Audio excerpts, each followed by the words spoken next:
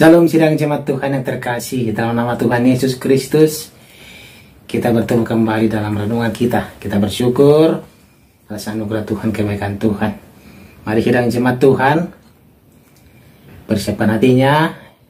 Kita merenungkan kebaikan Tuhan, kita merenungkan firman Tuhan hari ini. Namun sebelumnya kita memuji Tuhan. Kita katakan bagi Dia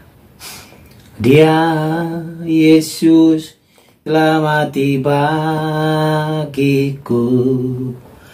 Dia Tuhan selamatkan jiwaku.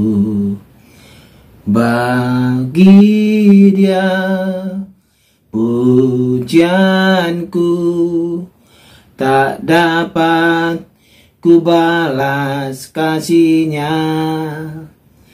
Dia angkatku jadi anaknya, beri damai di dalam hidupku. Bagi Dia sembahku, hanya Dia segalanya bagiku.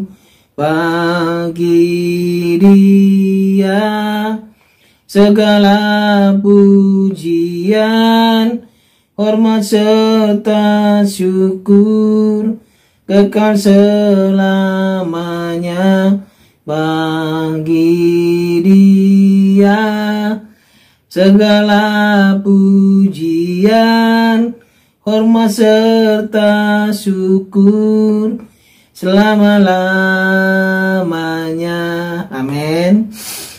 Firman Tuhan untuk hari ini dari Injil Matius pasal 26 ayat 1 sampai ayat 16. Demikian firman Tuhan. Setelah Yesus selesai dengan segala pengajarannya itu, berkatalah Ia kepada murid-muridnya, "Kamu tahu bahwa 2 hari lagi akan dirayakan Paskah, maka Anak Manusia akan diserahkan untuk disalibkan." Pada waktu itu berkumpullah imam-imam kepala dan tua-tua bangsa Yahudi di istana imam besar yang bernama Kayafas, dan mereka merundingkan suatu rencana untuk menangkap Yesus dengan tipu muslihat dan untuk membunuh Dia. Tetapi mereka berkata, "Jangan pada waktu perayaan, supaya jangan timbul keributan di antara rakyat." Ketika Yesus berada di Betania, di rumah Simon si kusta, datanglah seorang perempuan kepadanya, membawa sebuah buli-buli pualam berisi minyak wangi yang mahal. Minyak itu dicurahkannya ke atas kepala Yesus yang sedang duduk makan. Melihat itu, murid-murid gusar dan berkata, "Untuk apa pemborosan ini? Sebab minyak itu dapat dijual dengan mahal dan uangnya dapat diberikan kepada orang-orang miskin."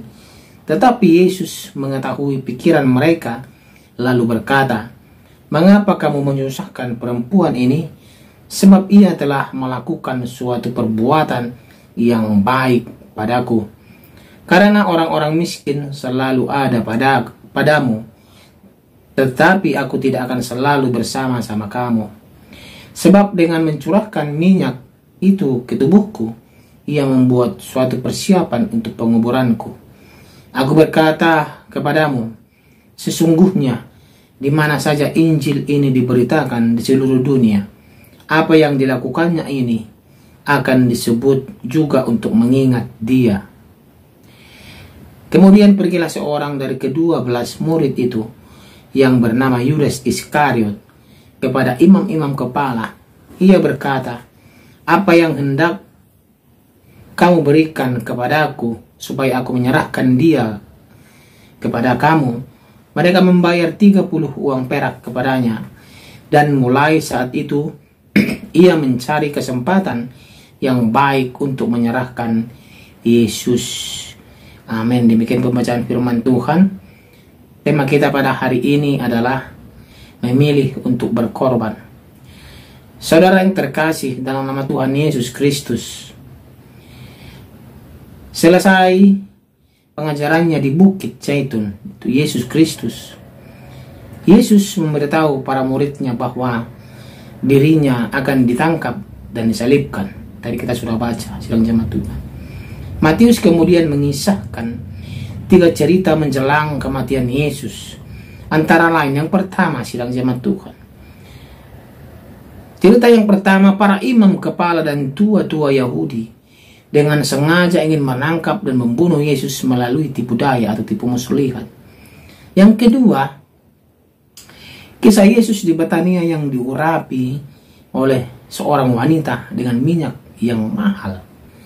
Respon Yesus terhadap kegusaran para murid terhadap tindakan wanita yang dianggap sebagai pemborosan justru membela perempuan itu.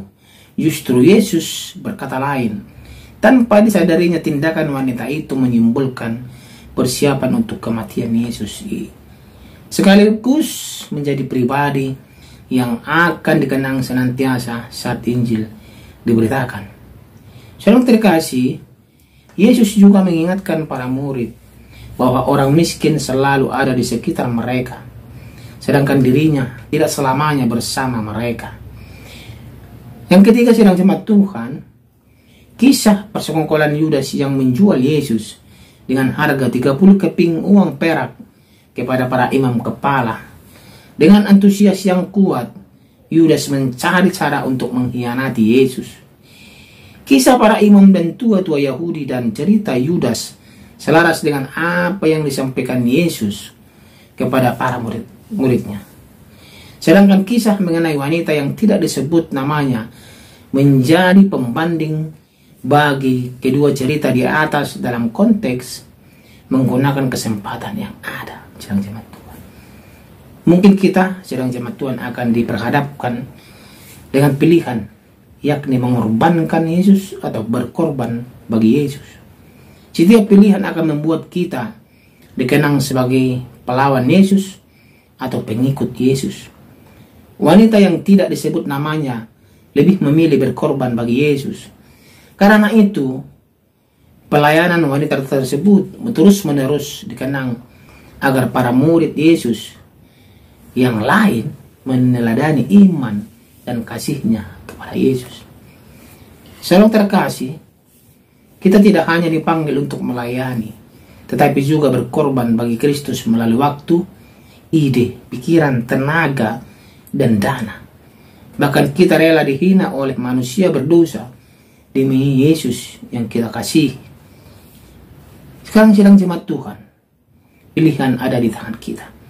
Apakah kita mau berkorban untuk Yesus, ataukah kita tidak mau berkorban, malah memilih menyalibkan Dia?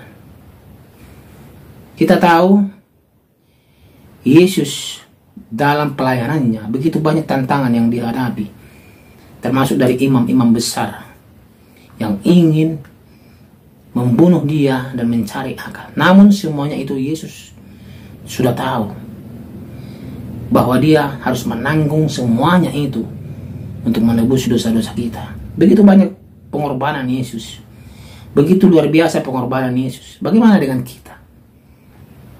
Apakah kita tidak mau berkorban demi Yesus?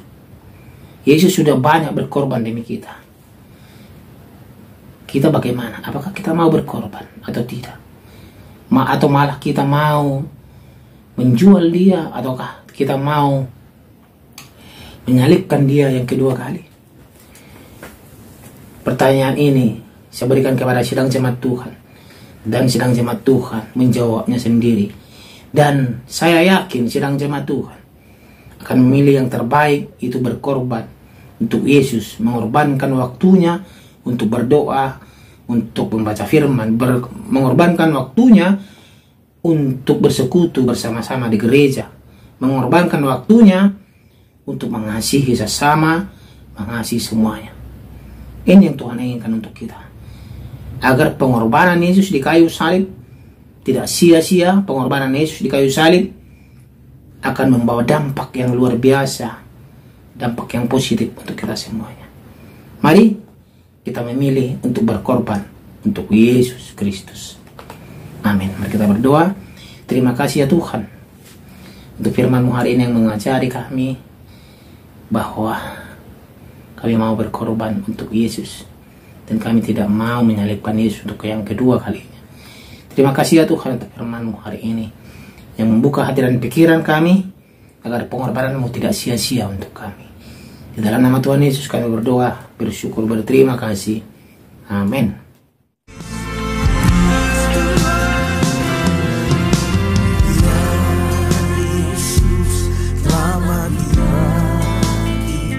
Ya Tuhan, selamatkan jiwa kami.